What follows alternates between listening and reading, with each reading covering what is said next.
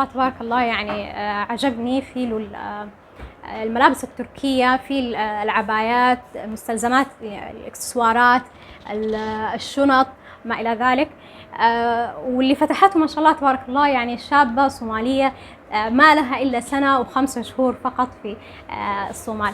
فهذا الشيء يعني شجعني وخلاني إيش يعني إنه إيش الواحد يعطي دفعة إنه إنسان يعني يبدأ ويتحرك ويعمل بجهده، ما يستنى وما يقعد يقول إنه البلد مو أمان، الوضع مو ماني عارفة إيش من الكلام هذا اللي إحنا بنقوله بنسمعه. فإن شاء الله بإذن الله تعالى حتشوفوا معنا في الفلوج هذا ونتعرف على الأخت شكري صاحبة المحل، وبإذن الله تعالى حتشوفوا معنا اللقاء اللي إحنا بنسويه معاها. أهلا شكري، كيف حالك؟ بخير حبيبتي، كيفك انت؟ ان شاء الله أشكرك يعني جدا على استضافتنا في المحل حقك، والله يوفقك إن شاء الله. حابين ناخذ فكرة عن البداية حقتك. أولا عرفينا عنك. أنا شكري عبد الكريم من مواليد السعودية جدة.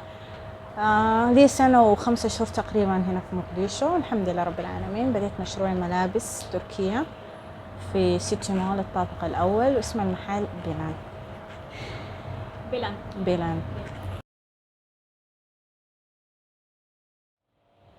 شكري، خبريني عن الفكرة، كيف جاتك فكرة المشروع هذا انك تتخصصي في الملابس التركية وخاصة النسائية وانت في الصومال؟ الفكرة جاتني أول حاجة، طبعا أول 6 زي ما قلت لك أنا قاعدة سنة و5 شهور. أول 6 شهور عملت دراسة زي ما يقول دراسة جدوى، شفت السوق إيش المتوفر وإيش ما متوفر، بحكم إني أنا خلاص قلت أستقر هنا في الصومال يعني. فلفيت وشفت، لقيت الكواليتي والحاجات اللي أنا كنت بلقاها في الخليج أو بلقاها برا ما متوفرة هنا. صحيح. عرفتي؟ خاصة إنه موضوع الملابس الماركات والحاجات دي ما متوفرة عندنا. فقلت فكرنا قلنا إيش البديل؟ قلنا خلاص الملابس التركية. فمن هنا سبب توجه للملابس التركية. ومعروف الملابس التركية إنه كخامة التوب يعني فعلا. أوكي، كخامتهم ممتازة وشغلهم جميل جدا يعني. فده سبب اختياري للمشروع. هل واجهتك عوائق أو صعوبات لما جيتي تفتحي المشروع؟ لا أبدا والله العظيم، كلها تسهيلات، سبحان الله، تسهيلات ربانية جاتني، وما شفت أي مشاكل أي إعاقة، ما شفت أي حاجة، الحمد لله رب العالمين. ربنا سهلها علي. يهو بس إيجار المحل وضرائب اندفعت، وضرائب بسيطة، نسبتها بسيطة وسخيفة بمعنى أصح يعني. فما في حاجة تانية أقدر أذكرها. فالحمد لله رب العالمين تسهلت. فطبعا من ناحية إنه المواطن يعمل مشروع بتكون سهلة وبسيطة جدا، لأنه يقولوا ليه الحمد لله رب العالمين يعني اللي جاء مقديشو حيكون شايف. الأتراك عندهم مشاريع هنا في الصومال، السوريين عندهم مشاريع هنا في الصومال، الهنود عندهم مشاريع هنا، في باكستانيين عندهم مشاريع هنا، في سوريين شغالين برضو. فالحمد لله رب العالمين يعني. عرفتي؟ أنا كمواطنة ما شفت أي تعقيدات يعني، بالعكس كلها تسهيلات وتسهيلات ربانية. وحتى حقين الضرائب يجون هم اللي خلصوا لي الإجراءات والله العظيم يعني. حتى ولا اضطريت إني ألف أي دائرة حكومية بواسطة أو من غير واسطة. ما شاء الله. هذا شيء يعني يثلج الصدر صراحة. الحمد لله رب العالمين. جوني لغاية المحلي وملوا من الاستمارات وخلاص، وقال أوكي هتدفعي لنا المبلغ فلان، ومبلغ سخيف يعني بالنسبة للف اللي أنا كنت حلفه. فأوكي الحمد لله رب العالمين يعني. هو أصلاً شيء ما يتقارن لما أنت تشوفي إنك إيش أنت في بلدك مواطنة معززة مكرمة بتفتحي مشروع. طبعاً. ما في أحد يعني ما بيحس بالموضوع هذا إلا اللي بيكونوا جايين من الدول العربية، خاصة دول الخليج. الواحد يعني ما بيكون عنده فرصة إنه إيش يعني تفتح مشروع إلا بعد تعقيدات وأمور كثيرة الصراحة. فإنك تيجي بلدك تفتح مشروع يعني تدفع شيء بسيط كذا يعني صراحة يعني شيء الحمد لله رب العالمين يعني. الله لا يحوجنا لأحد. فعلا. الحمد لله رب العالمين فعلا. يعني. الحمد لله الحمد لله رب العالمين. في ناس بيكونوا متخوفين انهم يجوا خصوصا من الشباب يعني يكونوا خصوصا اللي في الخليج. انا احس اللي جايين من برا يعني ما ادري اذا توافقين، اللي يكونوا جايين من برا امريكا وكندا ما بيكون عندهم التخوف اللي بيكون زي الشباب اللي بيكونوا جايين من الخليج وجايين من الدول العربيه. ايش رايك؟ صح كلامهم. قولي ليه؟ انا بحكم اني يعني ولدت في السعوديه وتربيت في السعوديه وعمري كله قضيته في السعوديه. سبحان الله لما كنت هناك كان فيني خوف يعني، في فوبيا. ممكن الموضوع ده سببه أهالينا فعلا. يمكن أنا قلت يمكن ده السبب، لأنه سبحان الله لما جيت هنا البلد لقيت عكس الصورة اللي أنا كنت بسمعه وبشوفه، والخوف اللي كان فيني فجأة كذا راح يعني. حتى في ناس قالوا لي أنت ظرف سنة و5 شهور وما تربيتي هنا.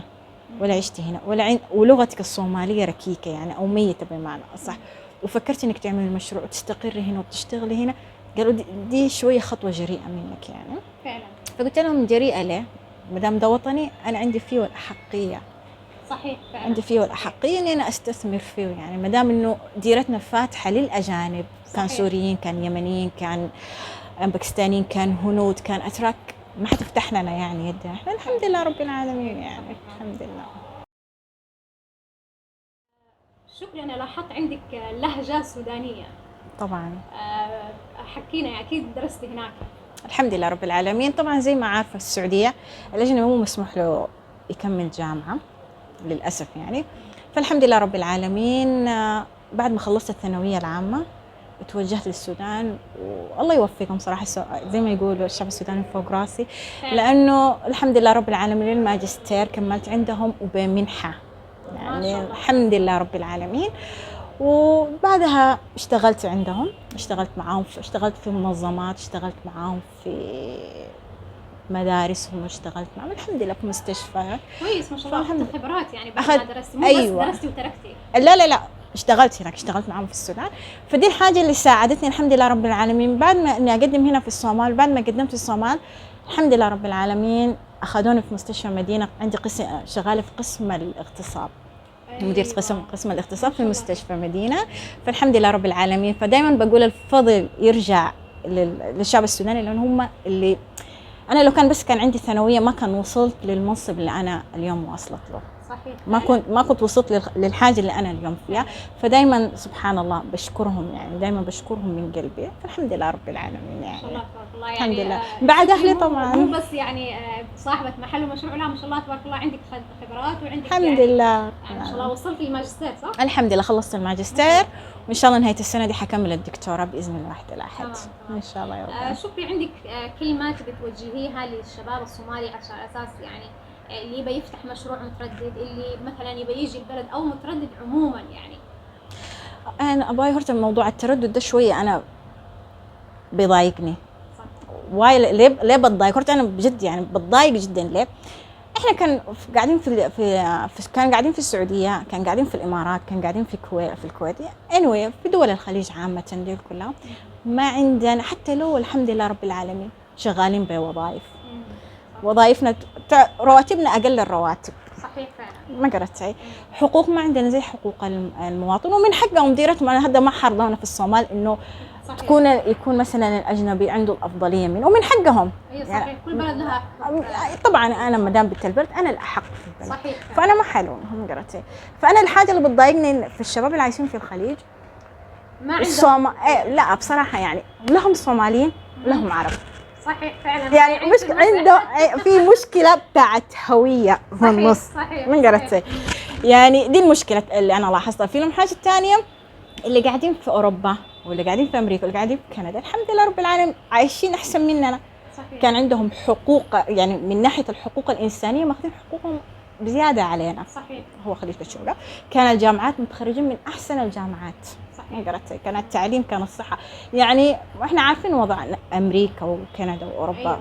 ما قرأت فأنا بقى أقول هذول دائما بفكر أقول أوكي هذول جايين أوكي اللي في الخليج إيش فعلا ما عندهم حجة صراحة إلا في الخليج يعني البعض يعني القليل بيكون عندهم يعني مستقبل أو وظائف كويس، الباقي بيكون عايش أبايا اللي عندهم وظائف يكونوا متجنسين.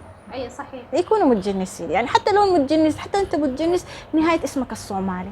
صحيح. يعني فعلا. أصلك وين؟ أيوة صحيح. يعني أصلك وين؟ أصل صومالي ما تعرف. فيعني مهما أنت أخذتي لهجتهم، مهما لبستي لبسهم، مهما حاولتي تاخدي عادات وتقاليد، في النهاية أنت بالنسبة لهم صومالي باتاي. فعلا. عرفتي؟ صحيح. فأنا دي الحاجة يعني أنا دائما حتى بحاول بعتز يعني بقول أوكي أنا صومالي. حتى في السودان كانوا يقولوا لي لا أنت تشبهينا، ما بتشبه الصومالية. فأقول لهم لا أنا صومالية أبين جدا، لكن الله ما أراد لي إني أكبر في الديرة هذه بسبب الحروب. يعني إحنا جيل الثمانينات والتسعينات والألفينات جينا انظلم. صحيح. انظلمنا بسبب الحروب. ما قرأت. فالحمد لله رب العالمين دي الحاجة اللي أنا فرحانة فيها يعني، ما تينا تضل كي شغل. صراحة أنا فخورة فيكي، ويعني أنا ما شاء الله تبارك الله يعني خصوصا لو قلتي لي انت بس كنت قاعده سنه وشويه وفتحتي مشروع، هذا شيء جدا رائع. حبيبتي تسلمي يا انا شايفه ما شاء الله الفساتين يعني بتكون الفساتين هذه بتكون مناسبه مع الطرح. البنات يعني الفتيات يعني بيلبسوها كثير، يعني مناسبة أكثر حاجة للمحجبات. طبعا السيدة الصومالية الجرنسي ما بنقدر نطلع من غير حجاب، ما قرأتي؟ فدائما يعني الحاجة ركزت فيها إنه يكون فضفاض وواسع ويكون أنيق في اللبس، يعني فعلا يكون سهل. يعني قطع مره حلوه. الفساتين هذه ما شاء الله خامات تركيه يعني. في على في الشيفون، في القطن، في جزء شيفون وجزء قطن، يعني مثلا زي الشغل هذا. ايوه قرأتي؟ فوق ليكرا وتحت يكون شيفون وفي النص ايوه سوستر. رائع صراحه يعني. ومحجبه يعني تكوني مرتاحه وانت لابسه، تكوني مرتاحة وانت لابسته. قرأتي؟ في التصميم هذا برضو. ايوه هذه العبايات ايوه العبايات انا هدا طلبتها من الامارات وان شاء الله جايتني. ايوه في الشغل ده برضو. قرأتي؟ بس بطرحة. اغلب اللي بيلبسوا الملابس كانوا حوالي تين ايجر، يعني من عمر 13 ل 16 17 18 سنة. ايوه في برضو ده بيجي مع حجاب، هذا حرنس قبله حجاب اوكي، وحرنس الطرحات واوكي. المهم حاجه واسعه وبارده عشان جونا مره حار. ايوه ما قرأتي؟ ومناسبه يعني كجامعات في شغل. الحمد لله رب العالمين. كمان هنا في ما شاء الله الشنط حاجات بتكون بسيطه وانيقه، يعني قرأتي؟ حاجه بسيطه في الافراح، في السهرات، في الطلعات وكذا. الطلعات ايوه بسيطه، يعني حاجه بسيطه. اشوف يعني الكثير يكونوا لابسين مثل هذه الشنط، يعني الخرجات المطاعم في المطاعم والكافيهات وزي كذا. بتنفعك يعني في المكياج وفي التلفون كذا وحاجه ويفوق بنفسها. عند برضه نفس الفكره، واسع. أيوة. الوانه حلو، هذه الوانه صيفيه ما قرأتي؟ أيوة. الكم طويل يعني بس بتلبس بحجاب او بطرحه، لكن اغلبتهم هذا قبلها بيلبسوا بحجاب. أيوة. قرأتي؟ ده برضه احنا الشعب الصومالي محافظ ما شاء الله تبارك الله، فالغالب يعني بيلبس كم طويل ومفضفاض. لانه احنا نادرا يعني اللي بيجوا من الخارج بيكونوا لابسين عبايات. ايوه صحيح، بس الاغلب بيكونوا لابسين هذه جلباب. مثلا بتلبس الفستان ده وتلبس تحته جلباب عرفتوا. وطبعا بلايز ما قرأتي؟ برضو نفس الفكره، فساتين برضو نفس الفكره وهكذا. برضو هنا في اكسسوارات انا شايفه ما شاء الله. دي كلها سلاسل. طبعا اخر حاجه اخر موضه طالعه في يعني شكلنا جبنا منها بلول وجبنا بسيط وجبنا الكثير يعني. مثلا في ناس بتحب الحاجات الثقيله والحمد لله ما شاء الله انتهت يعني مع العيد. صحيح. ايوه عليها اقبال كثير هذه الاشياء. ايوه الشباب البنات يعني مثلا زي الاكسسوري ده بس عليها اقبال عالي جدا يعني. انتهت التشكيله دي بتاعت الصدف، انتهت ما شاء الله. الله يبارك لك. اللهم امين يا رب العالمين. في التشكيله دي طبعا بتاعت العين وما العين والخرافات دي في ناس يحبوها في ناس يحبوها وفعلا يعني انتهت في 3 قطع منها تقريبا يعني. هو الشعب انت عارفه البنات بقوا يتفرجوا على الانستغرام على الفيسبوك على اليوتيوب، فصاروا متابعين. يعني الوضع مو زي زمان انه اوكي نقول عليهم مثلا يعني لا ما بيعرفوا يلبسوا او ما بيعرفوا ينسقوا، لا بالعكس بيعرفوا وايد، لانه السوشيال ميديا على فكره ساعدتهم جدا يعني عرفتي. الشيلات والطرح برضو. ايوه الالوان هذه ما شاء الله بتناسب الملابس يعني جايبه كتنسيق. ايوه يعني اللي بياخذ الطرحه من هنا بياخذ اللبس. ايوه يعني اغلبيتهم كذا بياخذوا الطرحه وبياخذوا الاكسسوري وبياخذوا الشنطه وبياخذوا الفستان يعني. لا انت تمام كذا تمام ما شاء الله تبارك الله. يعني منسقت لهم عرفتي يعني بس يجوا وياخذوا ويمشوا. صحيح. قرأتي؟ الحمد لله رب العالمين. الله يوفقك ويبارك لك. اللهم امين. اللهم امين. شكرا استضفتينا في محلك. اللهم امين وتشرفوا وتنوروا. عندك كلمة أخيرة تبي تقوليها للشباب واللي عنده فكرة يبي يقبل على يعني انه يجي يستقر في الصومال؟ اقول لهم سودوادة تعالوا ما تفتحوا حاجة، تعالوا 2 3 شهور اتفرجوا شوفوا الوضع، شوفوا اللي ناقص. يعني احنا لو ما احنا اللي طورنا البلد مين اللي حيطور يعني؟ يعني ضل كستا اي وطن انتوا قاعدين فيه مهما شفتوه متطور ضد صار الستايل ضد كيسا هرمريه سو انا قلت كنا هدان هرمريه ما نستنى احد انه نوي ما انه هرمريه قرأتي. سو احنا راحت علينا جيل السبعينات جيل الثمانينات والتسعينات والالفينات راحت علينا، لكن احنا خلينا نفكر في الاجيال الجايه نوفر لهم بيئه سليمه ما نغلط نفس الغلطة اللي غلطوها أهالينا، ونكون في اغتراب، والحمد لله رب العالمين. اشكرك جزيلا. تسلمي حبيبتي، الله يخليك يا رب. اللهم امين. طبعا شفتوا معنا محل بلن في سيتي مول في حمروينه، الدور الثاني صح؟ الدور الثاني. الدور الثاني سيتي مول حمروينه، الدور الثاني محل بلن. فان شاء الله شو تعالوا، وان شاء الله حتلاقوا اللي يرضيكم، وان شاء الله تتكفل فيكم شكر باذن الله. ولا يهمهم ولا يهمهم ولا يهمهم. تسلمي حبيبتي، الله يخليك يا رب. الله يسلمك.